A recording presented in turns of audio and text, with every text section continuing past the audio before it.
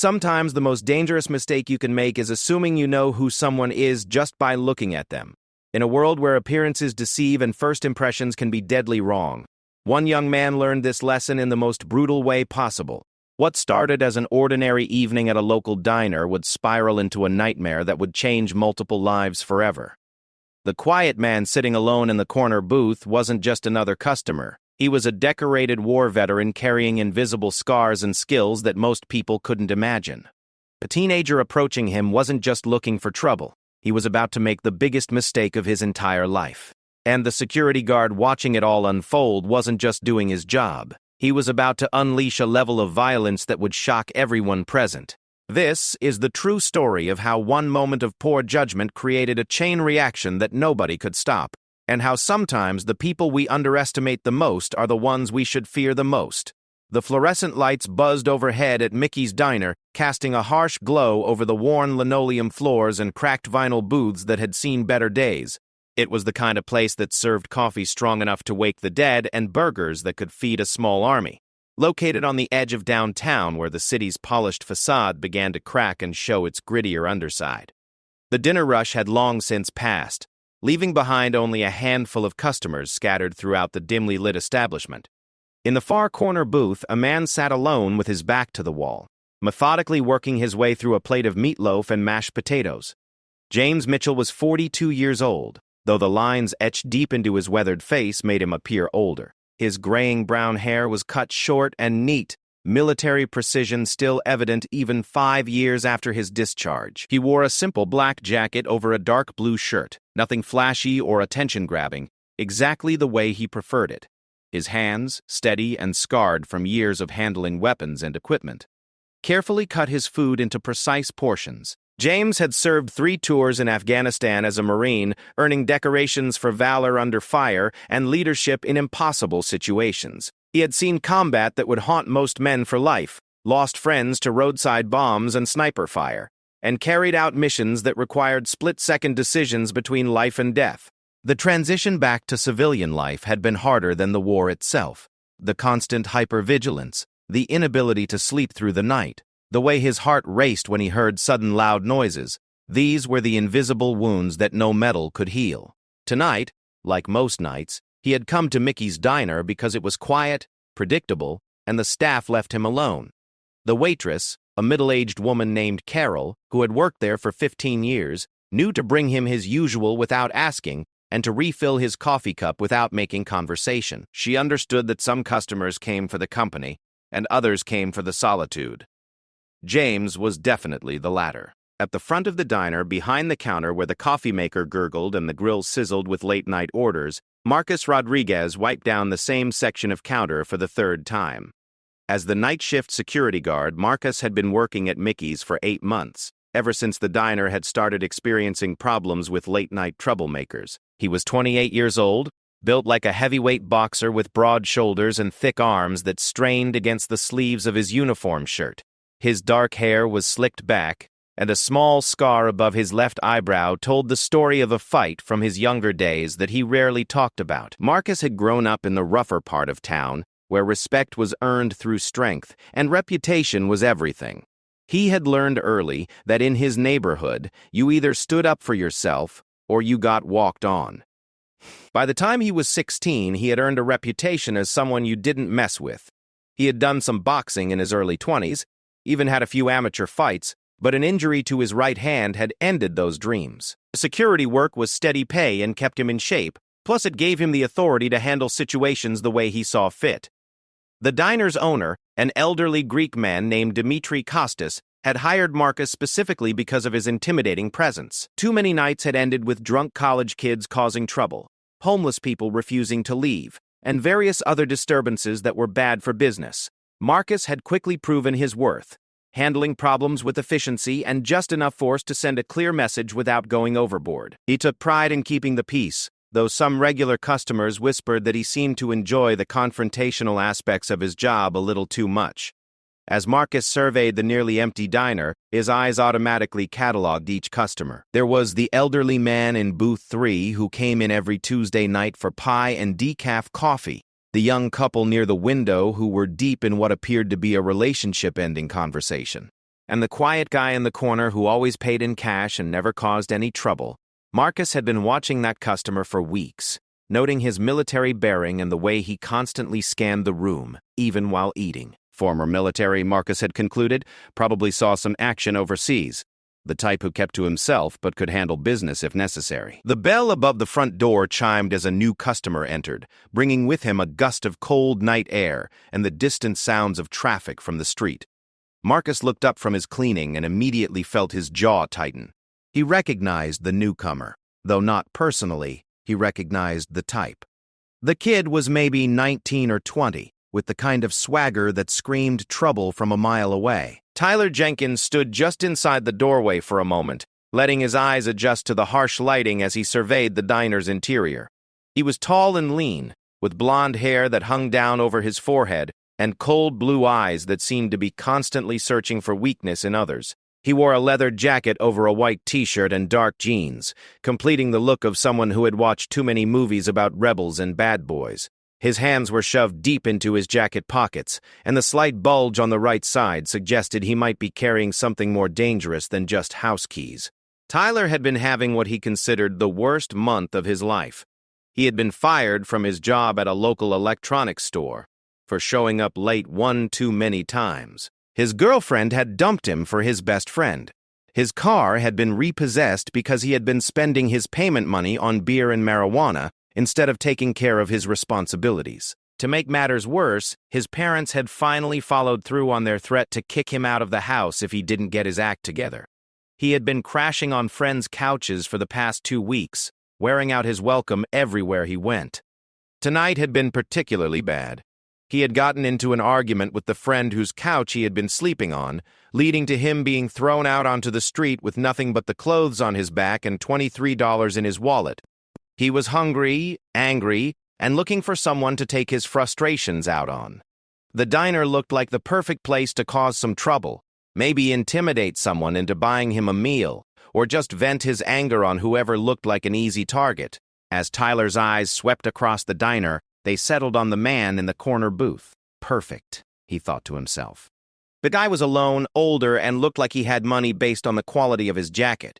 Plus, he was sitting in the back corner where there were no other customers nearby, which meant Tyler could have some fun without too many witnesses. Tyler had been in enough fights to know how to pick his battles, and this looked like it would be an easy one. Carol, the waitress, approached Tyler with a tired smile, her order pad already in hand. She had been working double shifts lately to help pay for her daughter's college tuition, and it showed in the exhaustion around her eyes. "Evening, hun. Just yourself tonight?" Tyler barely glanced at her, his attention still focused on the man in the corner. "Yeah, just me. Give me a few minutes to decide what I want." Carol nodded and gestured toward an empty booth near the front. "Take any seat you like. I'll be right back to take your order." But Tyler was already walking past her, heading directly toward the back of the diner. Marcus watched from behind the counter, his instincts immediately picking up on the kid's aggressive body language and purposeful stride. He set down his cleaning rag and moved closer to the dining area, his hand instinctively moving to the radio clipped to his belt. Something was about to go down. He could feel it in his bones. James noticed the young man approaching his table before he was halfway across the diner. Years of combat training had given him an almost supernatural ability to sense potential threats, and everything about this kid's demeanor screamed danger. James continued eating his meatloaf, but his body tensed slightly as his mind automatically began calculating distances and escape routes. The kid was young and probably inexperienced, but James had learned never to underestimate anyone, regardless of age or appearance. Tyler reached James's table and stopped directly beside the booth, close enough that his presence couldn't be ignored. He stood there for several seconds, waiting for James to look up and acknowledge him. When James continued eating without giving him so much as a glance, Tyler felt his anger spike. He was used to people being intimidated by his presence, and this old man's complete indifference was insulting. "Hey," Tyler said loudly, his voice carrying across the nearly silent diner. "I'm talking to you, old man." James slowly set down his fork and looked up at Tyler with calm, steady eyes that showed no trace of fear or surprise. "Can I help you with something?" The question was asked in such a polite, controlled tone that it caught Tyler off guard for a moment.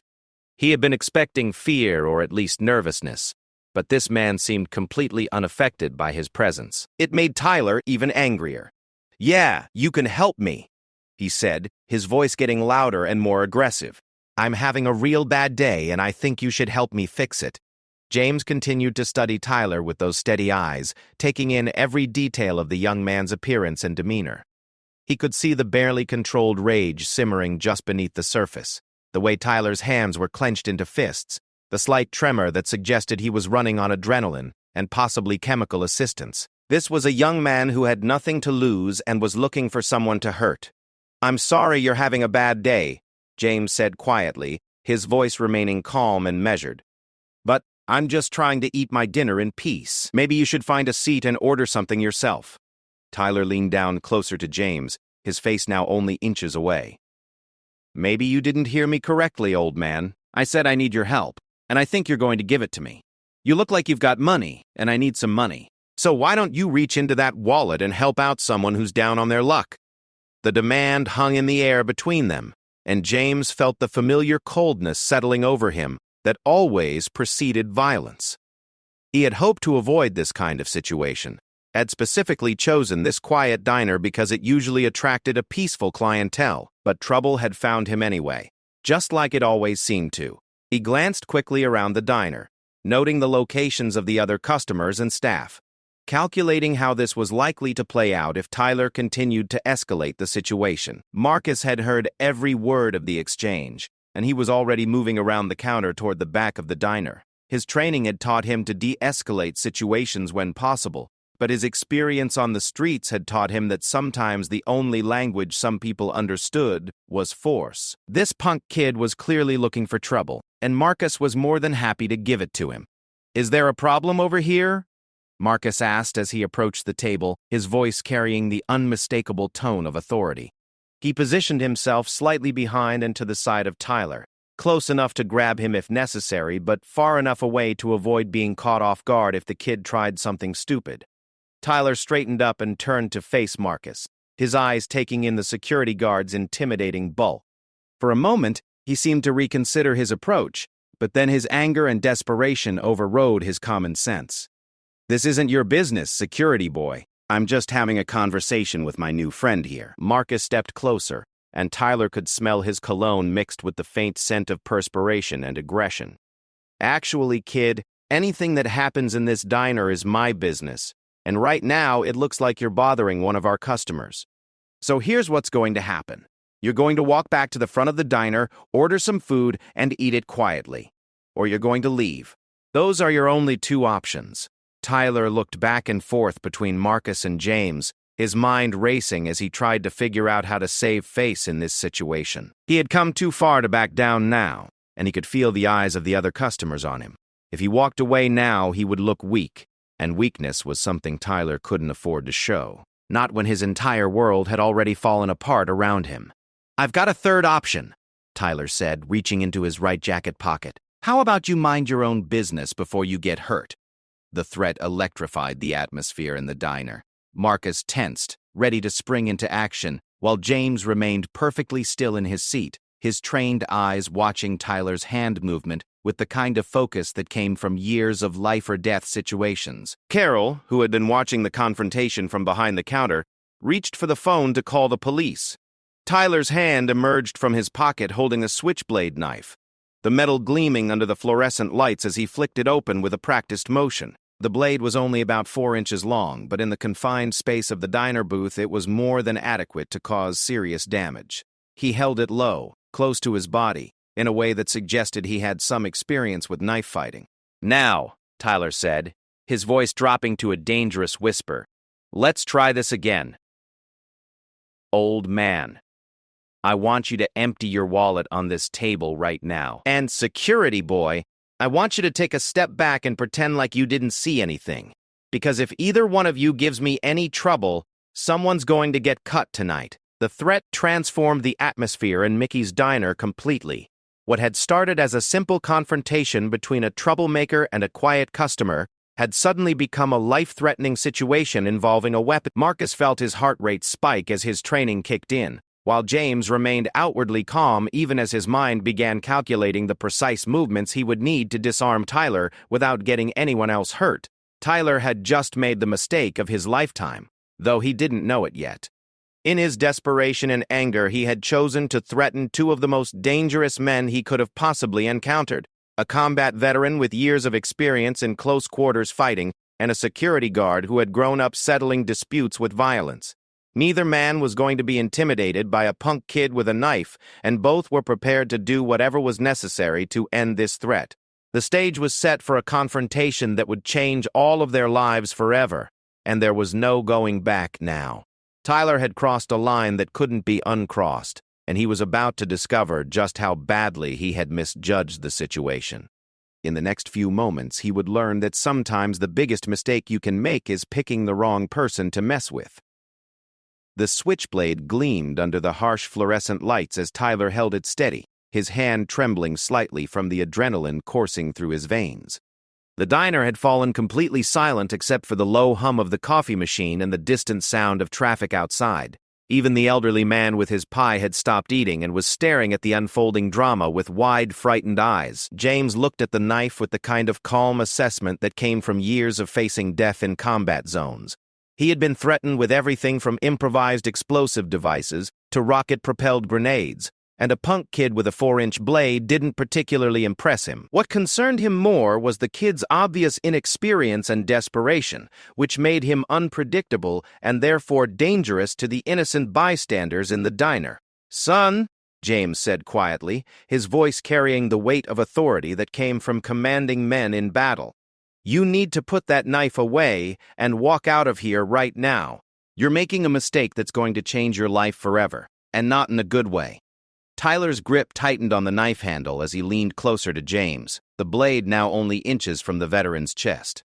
"The only mistake I'm making is wasting time talking to you instead of just taking what I want.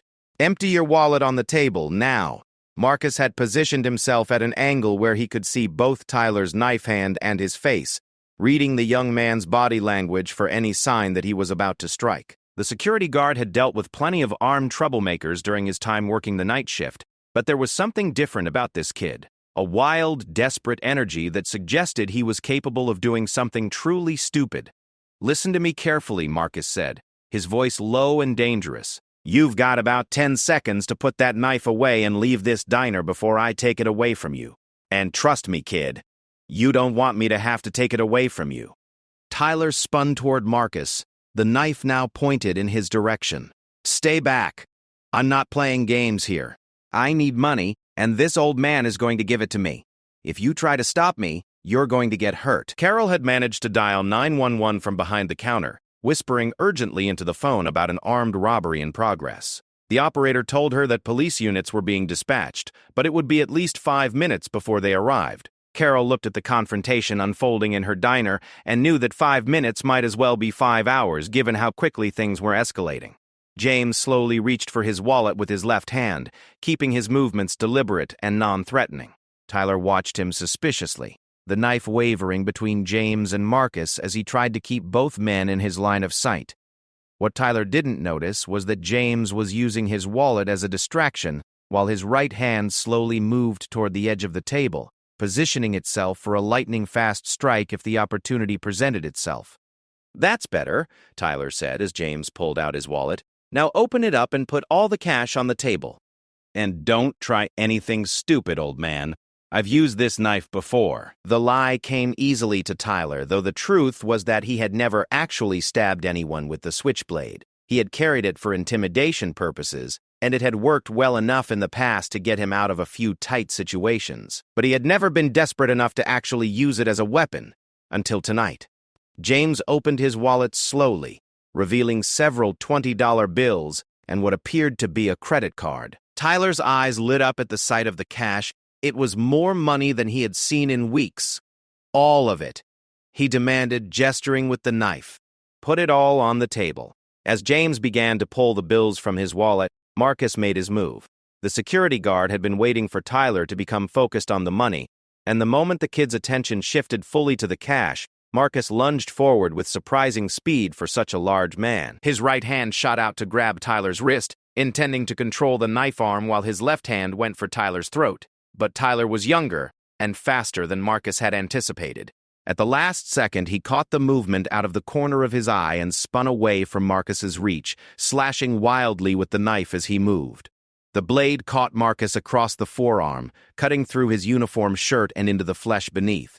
Marcus roared in pain and anger, a sound that seemed to come from somewhere deep and primal. "You little bastard!" Marcus snarled, looking down at the blood seeping through his torn sleeve. "Now you've really done it." Tyler backed away from both men, the knife held out in front of him defensively. His heart was pounding so hard he could feel it in his throat, and he was beginning to realize that he had gotten himself into a situation that was spiraling completely out of control. But it was too late to back down now. He had drawn blood, which meant the police would definitely be looking for him. And these two men weren't going to just let him walk away. James saw the cut on Marcus's arm and felt something cold and familiar settle over him. He had seen good men wounded by enemies who didn't deserve to breathe the same air, and the sight of blood always triggered something deep and dangerous in his psyche. His training, his experience, his carefully controlled rage, all of it focused on the young man with the knife. "You made your choice," James said quietly, standing up slowly from the booth. "Now you get to live with the consequences." Tyler realized too late that he had fundamentally misread the situation. The older man who had seemed like such an easy target was moving with the fluid grace of a trained fighter, and his eyes had gone completely cold in a way that made Tyler's blood freeze in his veins. This wasn't just some random customer. This was someone who had seen real violence and knew how to handle it. Marcus was also moving now, circling around to Tyler's right while James approached from the left. The security guard's wounded arm was bleeding steadily, but he seemed to barely notice the pain. His face had taken on an expression of such raw fury that Tyler found himself backing toward the center of the diner, trying to keep both men in sight. "Stay back!" Tyler screamed, waving the knife frantically between his two pursuers. "I'll cut you both! I swear I'll do it." The elderly customer with the pie had scrambled out of his booth and was pressed against the far wall, his face white with terror. The young couple near the window had also moved away from the action, the girlfriend crying quietly, while her boyfriend tried to shield her with his body. Carol remained behind the counter, clutching the phone and providing a running commentary to the 911 operator. James fainted to his left, drawing Tyler's attention and the knife in that direction, while Marcus moved in from the right. It was a coordinated attack that spoke to both men's experience in violent situations, and Tyler was completely outmatched. He slashed wildly at James, who easily avoided the clumsy attack while simultaneously grabbing Tyler's wrist with both hands. The veteran's grip was like a steel trap, and Tyler felt the bones in his wrist grinding together under the pressure. He tried to pull away, but James twisted his arm with surgical precision, applying pressure to nerve points that he had learned during his military training. Tyler screamed in pain as his fingers went numb and the knife clattered to the floor. Marcus didn't hesitate. The moment Tyler was disarmed, the security guard stepped forward and drove his fist into the young man's solar plexus with all the force he could muster. Tyler doubled over, gasping for breath, and Marcus followed up with a vicious uppercut that snapped Tyler's head back and sent him crashing into a nearby table. "That's for cutting me, you little punk," Marcus growled, advancing on Tyler, who was now struggling to get back to his feet. James kicked the knife away from Tyler's reach, sending it sliding across the floor toward the kitchen area. The threat had been neutralized, but Marcus wasn't finished. The security guard's blood was up, and seeing his own blood on Tyler's blade had triggered something violent and uncontrollable in his nature. Tyler tried to crawl away, blood running from his nose and mouth where Marcus's punch had connected, but the security guard grabbed him by the back of his jacket and hauled him upright. "Where do you think you're going?" Marcus snarled. "We're just getting started." "Marcus, stop," James said firmly. "It's over. The kid's done." But Marcus wasn't listening. The sight of his own blood, the adrenaline from the fight, and years of pent-up aggression from dealing with troublemakers had all combined to create a perfect storm of violence. He drove another punch into Tyler's midsection, doubling him over again, then grabbed him by the hair and prepared to slam his face into the nearest table. James stepped forward and caught Marcus's arm before he could follow through. "I said stop. The fight is over. Marcus turned to face James, his eyes blazing with fury. "This little bastard cut me. He had it coming." Tyler was barely conscious at this point, his legs unable to support his weight as he sagged in Marcus's grip. Blood was running freely from his nose and mouth, and his left eye was already swelling shut from the uppercut. He was making small, whimpering sounds of pain and fear, all of his earlier bravado completely gone. "He's had enough," James said, his voice carrying the unmistakable tone of command that had once made Marines follow him into impossible situations. "Let him go." For a moment, it looked like Marcus might refuse.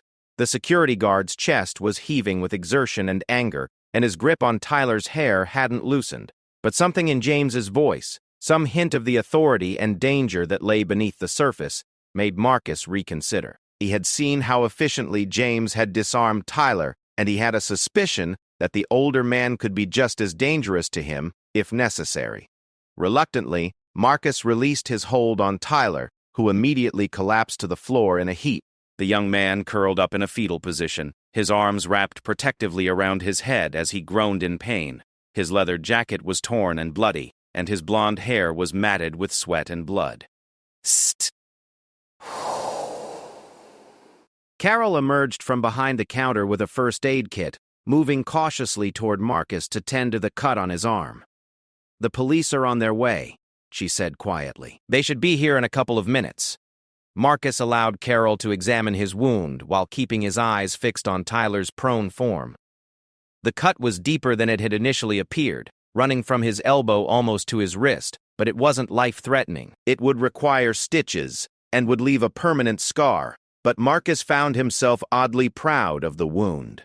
It was proof that he had stood his ground against an armed attacker and emerged victorious. James stood over Tyler, watching for any sign that the young man might try to make another move, but it was clear that Tyler was finished. The fight had been beaten out of him completely, and he was focused entirely on trying to deal with his injuries and the realization of how badly he had screwed up his life. As the sound of approaching sirens grew louder outside, Tyler began to understand the full magnitude of what he had done. Armed robbery, assault with a deadly weapon, assault on a security officer. The charges were going to pile up quickly, and his prior record of minor offenses wasn't going to do him any favors with the judge. He was looking at serious prison time, assuming Marcus and James didn't decide to finish what they had started before the police arrived. The sirens were getting closer now, and Tyler could see the red and blue lights flashing through the diner's windows as multiple police cars converged on the scene. He tried to sit up but immediately regretted it as pain shot through his ribs and abdomen. Everything hurt, and he could taste blood in his mouth where Marcus's punch had split his lip. James returned to his booth and calmly resumed eating his meatloaf, though he kept one eye on Tyler to make sure the young man stayed down. The veteran's hands were steady as he cut his food, showing no sign of the adrenaline that must have been coursing through his system just moments earlier. To anyone who didn't know better, it would have appeared that nothing unusual had happened. Marcus allowed Carol to bandage his arm with supplies from the first aid kit while he watched the police cars pull up outside. 3 units had responded to the call, and he could see the officers getting out with their hands on their weapons, not sure what kind of situation they were walking into. Marcus felt a surge of satisfaction as he anticipated telling his story to the police, how he had bravely faced down an armed robber and protected the innocent customers in the diner. Tyler closed his eyes and tried to prepare himself for what was coming next. The police, the arrest, the booking process, the calls to lawyers he couldn't afford, the inevitable guilty plea, and the years in prison that would follow. All because he had been too proud and too angry to just walk away from a situation that was clearly beyond his ability to handle. The first police officer entered the diner with his weapon drawn, quickly scanning the scene to assess the threat level. He saw Tyler lying on the floor, clearly beaten and no longer a danger to anyone, and the other customers and staff who were obviously shaken but unharmed. Marcus stepped forward to identify himself as the security guard and to begin explaining what had transpired. As the officer listened to Marcus's account of the attempted robbery, Tyler found himself thinking about all the choices that had led him to this moment. The job he had lost, the girlfriend who had left him, the parents who had finally given up on him, and the friend who had kicked him out onto the street. Each decision, each moment of anger and poor judgment had been a step along the path that had brought him to this diner and this confrontation with two men who had proven to be far more dangerous than he could have imagined.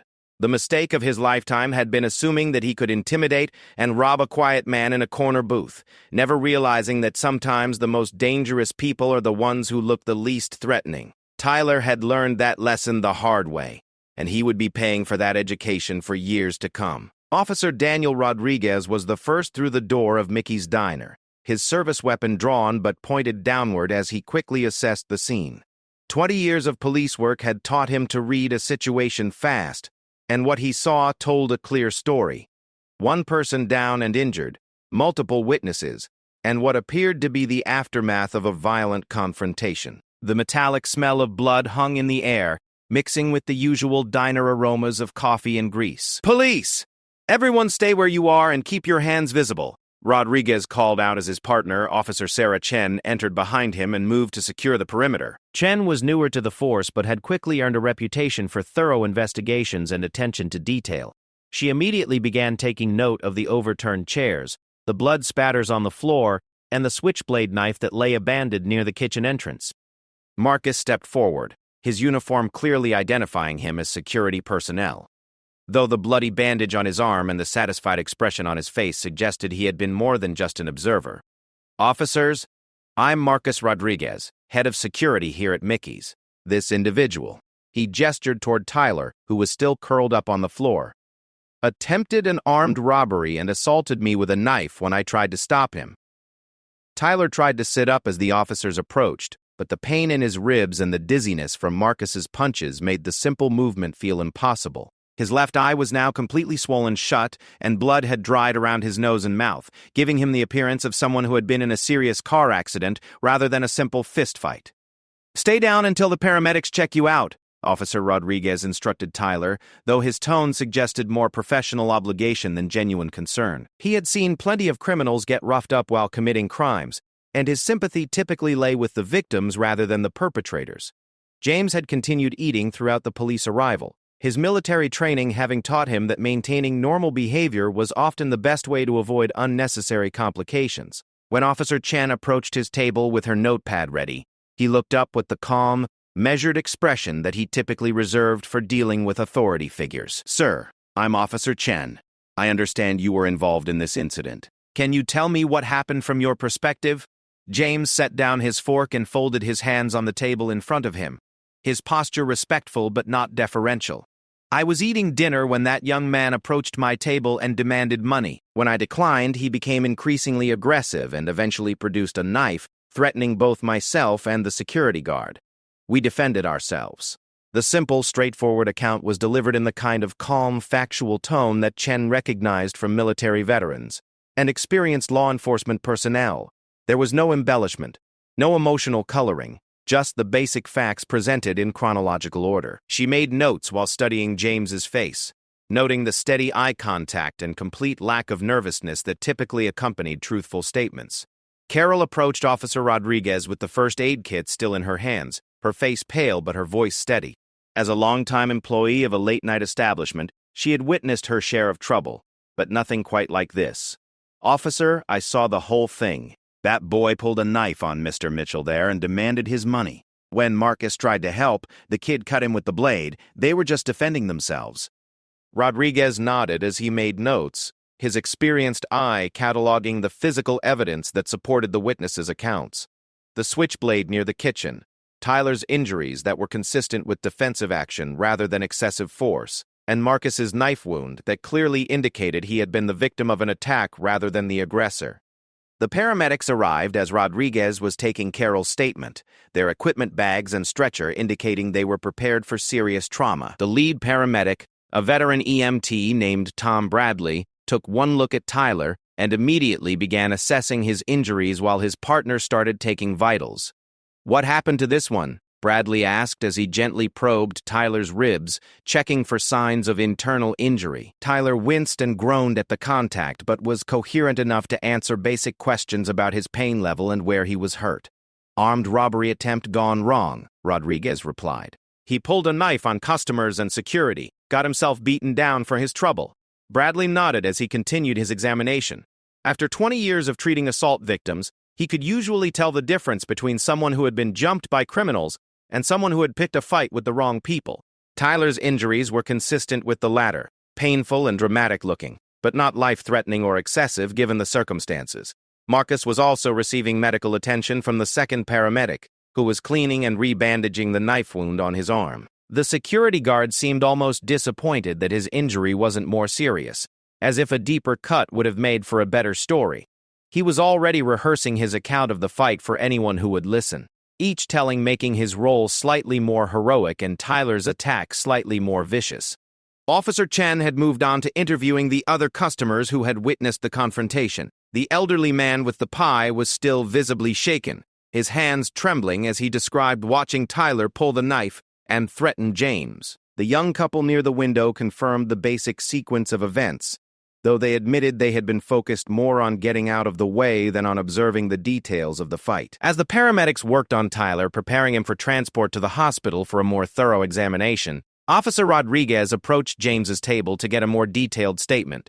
The veteran's calm demeanor and obvious military background suggested he would be a reliable witness, assuming he was willing to cooperate fully with the investigation. "Mr. Mitchell, is it?" Rodriguez asked, checking his notes.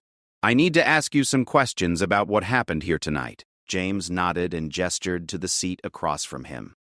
"Of course, officer. I'm happy to help however I can." Rodriguez settled into the booth, noting how James maintained eye contact and kept his hands visible on the table, behavior that suggested someone who had dealt with law enforcement before and knew how to avoid appearing threatening or evasive. "Tell me about your interaction with the suspect, starting from when he first approached your table."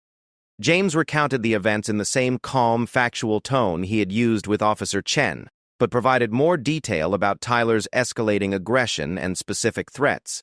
He described how Tyler had demanded money, threatened him with the knife, and then attacked Marcus when the security guard attempted to intervene. "When you disarmed him," Rodriguez asked, "how exactly did that happen?"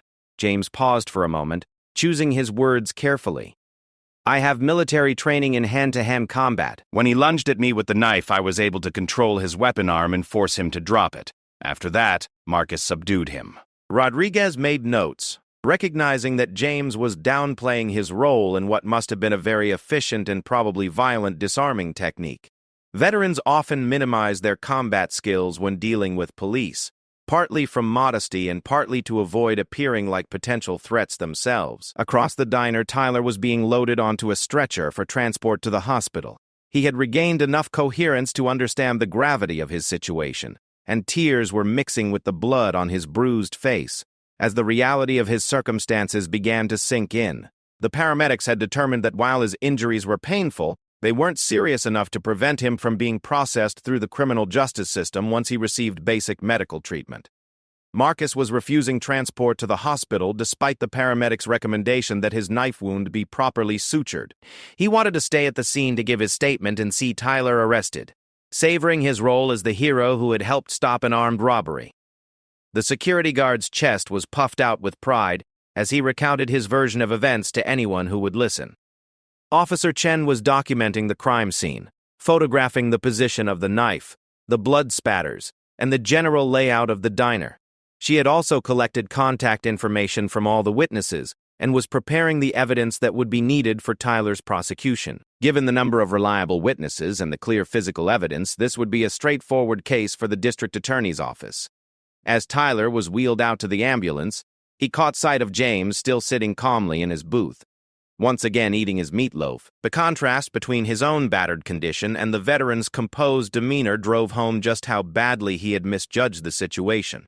Tyler had expected to intimidate an easy target, and instead had encountered someone with the skills and experience to handle threats far more dangerous than a desperate kid with a knife. The other customers began to disperse as the immediate crisis passed, though several lingered to give additional statements to the officers. The elderly man with the pie left a generous tip for Carol despite barely touching his dessert, while the young couple hurried out to their car, eager to get away from the scene of violence they had witnessed. Marcus finally allowed the paramedic to convince him to go to the hospital for proper treatment of his knife wound, though he insisted on driving himself rather than riding in an ambulance. As he prepared to leave, he approached James's table one final time. "Thanks for backing me up in there." Marcus said, extending his uninjured hand. That kid picked the wrong diner to mess with. James shook the offered hand briefly. You handled yourself well. That cut looks like it needs proper medical attention. Marcus nodded, still riding the adrenaline high from the confrontation. Yeah, I'll get it taken care of. But it was worth it to see that punk get what was coming to him. After Marcus left for the hospital, Officer Rodriguez finished taking James's statement and closed his notepad. We'll need you to come down to the station tomorrow to sign your formal statement, but I think we have everything we need for tonight. James nodded his understanding. What's likely to happen to the young man? Rodriguez's expression hardened slightly. Armed robbery, assault with a deadly weapon, assault on a security officer. He's looking at serious prison time, especially if he has any prior convictions. This wasn't just a simple mugging. Pulling a knife elevates it to a whole different level. As the police finished their work and began to clear the scene, Carol approached James's table with a fresh cup of coffee and a sympathetic expression. I'm so sorry you had to go through that, Mr. Mitchell. Your dinner's on the house tonight. James smiled slightly and shook his head. That's not necessary, Carol. I'm just glad no one was seriously hurt. But as Carol walked away, James found himself thinking about Tyler's tears as he was loaded into the ambulance. The kid had made terrible choices and would pay a heavy price for them, but James couldn't shake the feeling that Tyler's desperation had driven him to attempt something he wasn't really capable of seeing through. It was a waste of a young life, even if it was a waste that Tyler had brought entirely upon himself. The diner gradually returned to its normal quiet atmosphere as the last of the police officers left and the remaining customers went back to their meals. James finished his meatloaf and mashed potatoes, paid his bill, and left his usual modest tip. As he walked out into the cold night air, he reflected on how quickly a peaceful evening could turn violent, and how the skills he had hoped never to use again in civilian life had proven necessary once more. Tyler's mistake hadn't just been picking the wrong victim. It had been assuming that desperation justified threatening innocent people, and that a knife would make him powerful instead of vulnerable. Now he would have years in prison to contemplate those errors in judgment, while James would go home to another sleepless night filled with memories of violence both old and new. 6 months later, the morning sun filtered through the grimy windows of the county jail as Tyler Jenkins sat on his narrow bunk, staring at the legal documents spread before him on the small metal table. The plea agreement offered by the district attorney's office lay open to the signature page, representing the end of his hopes for beating the charges that had destroyed his life that night at Mickey's Diner. Tyler's face bore the permanent reminders of his encounter with Marcus and James. A small scar ran through his left eyebrow where it had been split during the fight, and his nose sat slightly crooked from where Marcus's uppercut had broken it. But the physical scars were nothing compared to the psychological damage that 6 months in county jail had inflicted. The cocky, aggressive young man who had strutted into that diner was gone, replaced by someone who understood exactly how powerless he really was in the face of a system designed to punish his mistakes. His court-appointed attorney, a tired-looking woman named Rebecca Martinez, who carried a caseload of over 200 clients, had explained the deal in terms that left no room for optimism. 8 years in state prison with the possibility of parole after 5, provided he maintained good behavior and completed various rehabilitation programs. The alternative was going to trial and risking a sentence of 15 to 20 years if the jury convicted him on all counts. Tyler's hand shook slightly as he picked up the pen to sign the agreement. The kid who had once thought he was tough enough to handle anything life threw at him now jumped at sudden noises and found himself constantly looking over his shoulder. County jail had taught him that there were always bigger, meaner, and more desperate people than him, and that the attitude that had gotten him into this mess would only make things worse in the state penitentiary. Meanwhile, across town at Mickey's Diner, James Mitchell sat in the same corner booth where the confrontation had taken place, methodically working his way through his usual plate of meatloaf and mashed potatoes. The diner had returned to its normal rhythm within a few days of the incident, though Dimitri had installed additional security cameras and hired a second guard for the late-night shift. The owner had also offered James free meals for life as a token of gratitude, an offer the veteran had politely declined. Carol approached with the coffee pot, automatically refilling James's cup without asking. In the months since the robbery attempt, She had developed a maternal fondness for the quiet man who had helped save her from a potentially tragic situation. She had learned through casual conversation that he lived alone in a small apartment across town, worked part-time at a hardware store, and struggled with the same demons that haunted many combat veterans. "How are you doing today, Mr. Mitchell?" Carol asked, her voice carrying genuine concern. James looked up from his meal with a slight smile. "I'm doing well, Carol. Thank you for asking." It was a polite fiction that they both maintained. James was not doing well, and hadn't been since long before that night 6 months ago. The incident with Tyler had triggered a resurgence of his post-traumatic stress symptoms that had taken months to bring under control. The nightmares had returned with a vengeance, and the hypervigilance that had probably saved his life in Afghanistan was making normal civilian interactions increasingly difficult. Dr. Sarah Peterson, the psychiatrist at the Veterans Administration Hospital, had increased his therapy sessions and adjusted his medications after the diner incident. She had explained that violent confrontations, even justified ones, could reactivate trauma responses in combat veterans, and that James's reaction was both normal and treatable. But understanding the clinical explanation for his symptoms didn't make living with them any easier. Marcus Rodriguez had become something of a local celebrity in the weeks following the robbery attempt. The local newspaper had run a feature story about the brave security guard who had risked his life to protect innocent customers, complete with a photo of Marcus displaying his bandaged arm like a badge of honor. He had been offered jobs at several upscale establishments that wanted to hire the man who had proven his willingness to use force to protect their customers. The knife wound had healed cleanly, leaving only a thin scar that Marcus wore with obvious pride. He had kept the newspaper clipping about his heroism framed on his desk at home and rarely missed an opportunity to tell the story to anyone who would listen. In his version of events, Tyler had been bigger and more dangerous. The knife had been longer and sharper, and his own actions had been even more courageous and decisive. But the incident had also changed Marcus in ways that concerned those who knew him well. The taste of righteous violence had awakened something in him that made him quicker to resort to force when dealing with problems. His girlfriend had left him after he got into a bar fight 2 months after the diner incident, telling friends that Marcus had become increasingly aggressive and seemed to be looking for excuses to hurt people. The truth was that Marcus had discovered he genuinely enjoyed the feeling of power that came from being able to physically dominate someone else. The moment when Tyler had collapsed from his punches, bloodied and defeated, had given him a rush that nothing else in his life could match. He had begun working out obsessively, adding muscle mass and studying martial arts techniques, preparing himself for the next time someone would be foolish enough to challenge him. Tyler's parents, Robert and Linda Jenkins, had aged years in the months since their son's arrest. They sat in the cramped visiting room of the county jail, separated from their son by scratched plexiglass, and connected only by a crackling phone line that carried the weight of their mutual disappointment and grief. "Your mother and I have been talking," Robert said, his voice heavy with exhaustion. "We've decided to sell the house and move to Florida to live near your aunt. We can't stay here anymore, with everyone knowing what happened." Tyler nodded silently, understanding that his actions had destroyed not just his own future, but had made his parents' life in their hometown unbearable. The shame of having raised a son who had tried to rob people at knife point was something that would follow them forever in a small community where everyone knew everyone else's business. Linda wiped tears from her eyes as she looked at her son through the glass barrier. "We'll write to you, honey. And maybe when you get out, you can come visit us and start over somewhere new." They all knew it was an empty promise. Tyler would be in his late 20s when he was released from prison, assuming he earned parole on his first attempt. By then, his parents would be elderly, and the son they remembered would be gone forever, replaced by whatever person 8 years in the state penitentiary would create.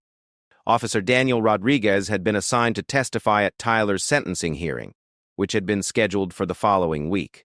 He had reviewed his reports from the night of the incident and found himself reflecting on how quickly a situation could escalate from a simple disturbance call to a felony arrest that would destroy a young man's life.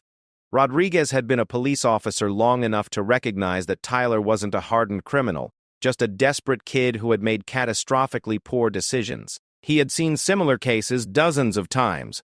Young men who found themselves in impossible situations and chose violence as a solution, only to discover that violence created more problems than it solved.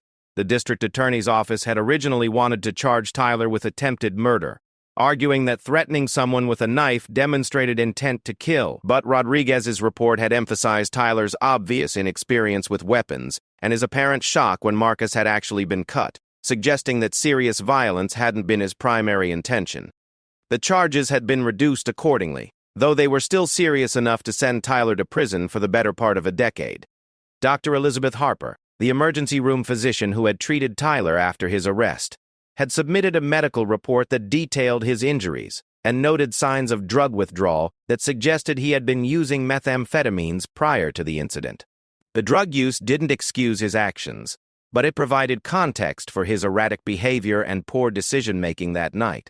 Tyler's toxicology report had indeed shown the presence of methamphetamine and alcohol in his system, substances that would have impaired his judgment and increased his aggressive tendencies. His defense attorney had tried to use this information to argue for reduced charges, but the prosecutor had pointed out that voluntary intoxication was not a legal excuse for threatening innocent people with deadly weapons. As Tyler prepared to enter his guilty plea and accept his sentence, he found himself thinking constantly about those few minutes in the diner when his life had changed forever. He replayed every moment, wondering what would have happened if he had simply ordered food instead of approaching James's table, or if he had walked away when Marcus first confronted him, or if he had never entered the diner at all. But the what-ifs were pointless now. The wheels of justice had been set in motion by his own actions, and no amount of regret could change the consequences that were about to reshape his entire future. Tyler had learned the hardest possible lesson about the difference between looking tough and actually being tough, and about the price of threatening people who were far more dangerous than they appeared. James had been asked to provide a victim impact statement for the sentencing hearing, but had declined. He felt no satisfaction in seeing a young man's life destroyed, even one who had threatened him with a weapon. His military experience had taught him that violence was sometimes necessary, but it should never be celebrated or enjoyed. Tyler would pay for his mistakes, and that was enough. Marcus, on the other hand, was eagerly anticipating the opportunity to address the court about how the attack had affected him. He had prepared a lengthy statement about the trauma of being assaulted with a deadly weapon and the ongoing impact of his injuries on his daily life. The knife wound had healed completely, but Marcus planned to emphasize the permanent scar and the psychological effects of the attack. The local media had largely moved on from the story, though Tyler's sentencing would likely generate a brief follow-up article about the consequences of his actions.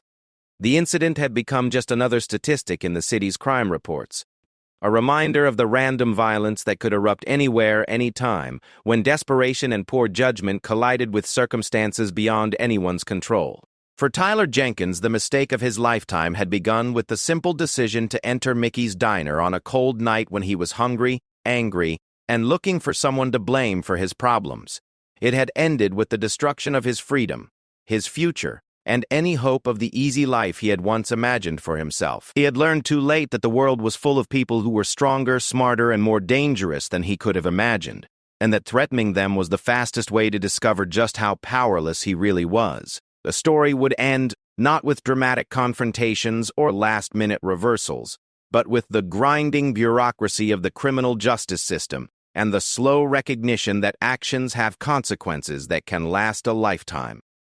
Tyler would spend his best years in prison. Marcus would continue his descent into violence and aggression, and James would carry the weight of another violent encounter alongside all the others that haunted his nights. The mistake of a lifetime had rippled outward, affecting everyone it touched, and serving as a stark reminder that sometimes the most dangerous thing you can do is assume you know who you're dealing with.